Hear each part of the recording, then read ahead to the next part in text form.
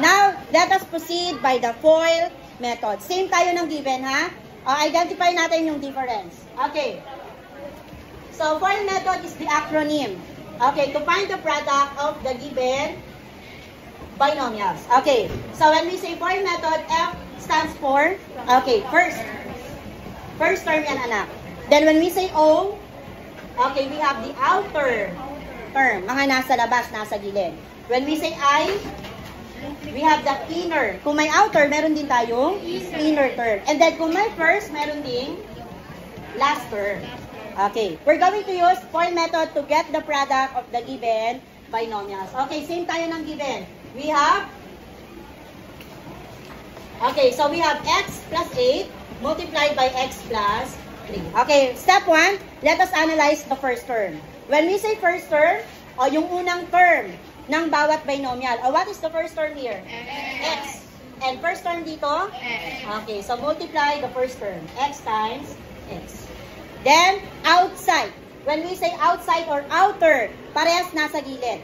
So, kung ito yung expression natin, ano yung mga nasa gilid? X, gilid anak, gilid. X and 3, nasa gilid. Ano po?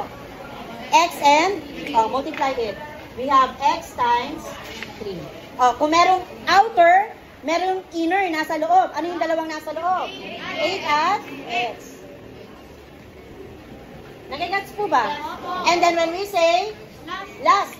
By the way, I will put the acronym, ha? O, that is inner.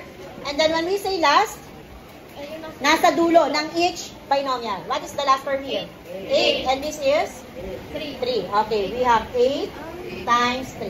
Then after that, get the product. Okay, x times x. Same variable? Yes. Copy the variable, then add the exponent. 1 plus 1, 2. Then get the product. X times 3. 3x. Very good, 3x. 8 times x. 8x. 8 times 3? 24. Then after that, simplify. Do we have similar terms? Yes, ano po yung similar? 8 at 3. Anong sign ni 3? Anong sign ni 8? I-add po natin yan, ha? 3 plus 8. 11. Then copy the variable x. So meron pa bang similar? Kung wala na, combine na lahat ng product. X squared. What is the sign of 11? Positive. Plus or positive 11x. Sign of 24. Positive 24. So this is the answer. Same method. Same answer, right? Sabi ko nga po, kahit anong method sa tatlo, ang gamitin, pare-parehas lang ang makukuhang sagot. So mas madali po ang alin? Form. May mas madali pa dyan. That is the vertical form. Okay. When we say vertical, sige, using your finger, draw vertical line. Pag vertical pa, tayo. Tama? So, ang gagawin natin sa ating expression ay patayo naman po. Okay, this is vertical form.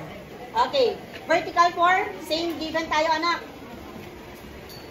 Just multiply.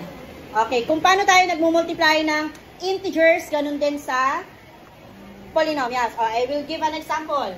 12 times 13. 3 times 2. 3 times 1. 3. 1 times 2. 1 times 1. Then after that, get the sum. Tama? Okay, we have 6, 5, 1. This is the product of the given 2 digits or of the given number. Ganun din po dito. First, multiply. 3 times 8. 24. What is the sign of 3? Sign of 8. Positive times positive. Okay, next tayo. Tapos na tayo dito. Dito na tayo. 3 times x. 3x. Anong sign ni 3? Anong sign ni x? Anong sign ni 3x? Positive. Next tayo. X times 8.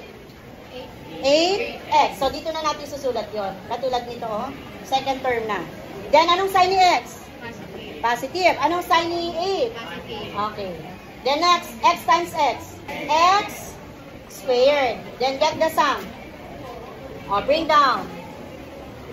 Anong sign ni 3? Positive. Anong sign ni 8? Positive. Okay. Sa addition of integers, pag parehas ng sign, anong gagawin sa numerical coefficient? I-add. 3 plus 8? 11. Then bring down the variable. Then bring down x squared. Okay, same po ba? Okay.